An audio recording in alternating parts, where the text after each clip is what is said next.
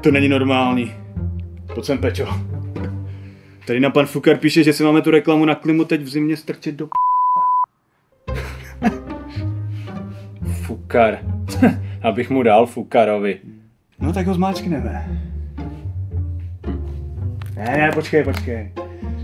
Pěkně v klidu mu něco nahrajeme, diplomaticky. V klidu. Takže kamaráde, klimatizace už dávno nemusí jenom chladit, ale taky topit. No i topit. No, za pár minut ti v zimě i na podzim vyhřeje normálně celý barák. Celý barák. A víc je to o dost úspornější. Za 1 kWh ti vytopí normálně až 4 kW tepelné energie. 4 kW. No, takže je to o dost lepší než nějaký blbej přímotop. 4krát lepší. Tak. To jsem mu to nandal, co?